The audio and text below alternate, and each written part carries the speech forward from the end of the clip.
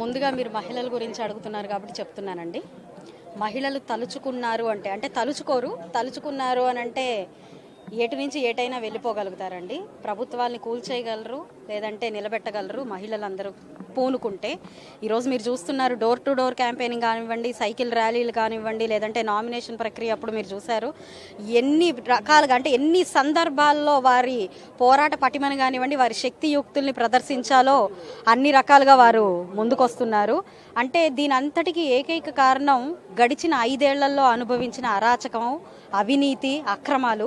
ఇవి మనుషుల్ని ఏ రకంగా, అంటే మీరు చైతన్యవంతులు అనే కంటే కూడా ఆక్రోశానికి గురి చేశాయండి. ఏ రకమైన ఆక్రోశం అంటే ఒక్కొక్క అమ్మ తల్లి కళ్ళల్లో నుంచి కన్నీళ్లు కారుస్తున్నారు. ఆ రోజు అమరావతి గురించి మాట్లాడితేనే కన్నీళ్లు వచ్చేస్తున్నాయండి. చంద్రబాబు నాయుడు గారు అరెస్ట్ అంటే కన్నీళ్లు వచ్చేస్తున్నాయి.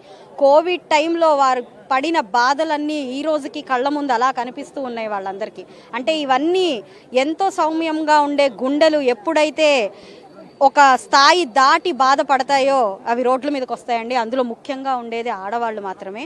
అంటే వారి సౌమ్యాన్ని కూడా కంప్లీట్గా డిస్ట్రాయ్ చేసి ఈరోజు రోడ్ల మీద నుంచునే పరిస్థితిని ప్రతిపక్షాలు తీసుకొచ్చారు. మరి మీరు ప్రత్యర్థిని తీసుకుంటే ఓట్ల కోసం ఇంటి ముందుకు వచ్చి అమ్మ అయ్యా అనడమే తప్ప ఇంతవరకు ప్రజల కోసం కానీ ప్రజా సంక్షేమం కోసం కానీ పట్టించుకున్నది లేదు. మరి ఆరోగ్య మంత్రిగా కూడా ఆమె వ్యవహరిస్తూ కూడా ఎంతో మంది అమాయకులు చనిపోయిన పరిస్థితి ఉన్నప్పుడు కూడా కనీసం ఆమె బాధ్యత వహించి 2 మాటలు మాట్లాడిన పరిస్థితి ఈ గుంటూరు పశ్చిమ నియోజకవర్గంలో ప్రజలు చూడలేదన్నమాట. అలాంటప్పుడు అలాంటి నాయకులు వెంట ఏ ఒక్కరూ ఉండరు.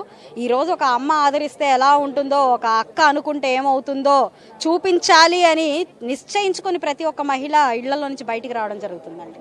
మీరు చూస్తూ ఉన్నారండి. గడిచిన 5 ఏళ్లలో అంతకు ముందున్న సంక్షేమం కానివ్వండి, అభివృద్ధి కానివ్వండి, వచ్చి రాగానే ప్రతి ఒక్కదాన్ని తీసేయడం, ధ్వంసం చేయడం జరిగింది. అంటే ప్రతి చోట కూడా మంచి జరుగుతూ ఉంటే వారు చెయ్యలేక కనీసం దాన్ని విభజించాలి, లేదంటే విడగొట్టాలి, పడగొట్టాలి అనే ఒక ఏకతరు ఒకటే ఆలోచనతో ప్రభుత్వం నడుస్తోంది. చెయ్యడం చేతగానప్పుడు ఏం చేస్తారు అనంటే నాయకులు ఇలాంటి పనికిమాలిన పనులకు పాల్పడుతూ ఉంటారు.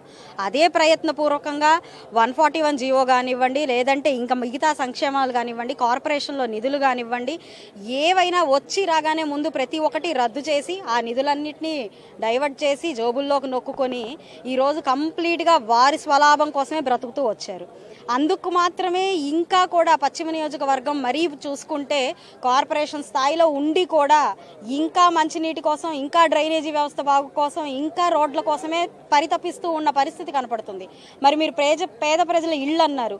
ఏనాడో చంద్రబాబు నాయుడు గారి హయాంలోనే మంజూరైన ఇళ్లకి ఇప్పటికీ మళ్ళీ వాళ్ళకి కేటాయిస్తే ఆ క్రెడిట్ ఎక్కడ చంద్రబాబు నాయుడు గారికి, టీడీపీకి చేకూరుతుందో అన్న ఒక దరిద్రమైన ఆలోచనతో వారికి ఇళ్ళు కూడా ఇవ్వకుండా ఇంకా అద్దె ఇళ్లల్లోనే వాళ్ళని ఉండేలాగా చేస్తూ వాళ్ళ మీద రుణ బాధలు మోపుతూ ఎన్నో రకాలైన కష్టాలకి గురి చేస్తూ వస్తుంది వైకాపా ప్రభుత్వం. ఎన్నో రకాల పేర్లు మార్చుకోవడము, లేదంటే ఏదో ప్రతిదీ ఇప్పుడు మీకు నిధులు ఇచ్చిన వల్ల ఏం చేశారు అని అంటే సచివాలయానికి పెయింట్లు వేసుకోవడం, రేషన్ కార్డుల మీద పేర్లు మార్పించుకోవడం, ఆఖరికి పాసు పుస్తకాల పేర్ల మీద కూడా ఆయన బొమ్మలు కనిపించడం. ఇది ఎక్కడ విడ్డూరమో ఎవరికి అర్థం కాని విషయంగా అయిపోతా ఉంది. ఎందుకు అనంటే మరి అదేం పబ్లిసిటీ, అది ఆయన ఇచ్చేవా లేకపోతే ఆయన సొంత జోబుల్లో ఇచ్చేవో కూడా అర్థం కాని పరిస్థితిలో ప్రజల్ని లాకెళ్ళడం.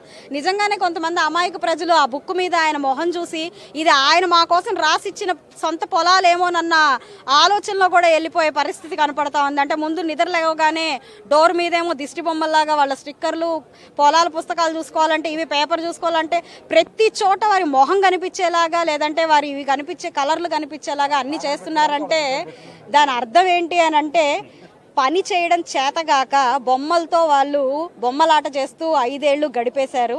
కాబట్టి ప్రజలు ఈసారి అలాగా ఆ ఆటలకి లోబడి ఆ తోలుబొమ్మల ఆటలకి మభ్యపడే పరిస్థితిలో ప్రజలు లేరు. ప్రతి ఒక్కరూ చైతన్యవంతులు అయ్యారు. సరైన నాయకుడిని ఎంచుకునే దిశగా వాళ్ళు వెళ్తూ ఉన్నారు.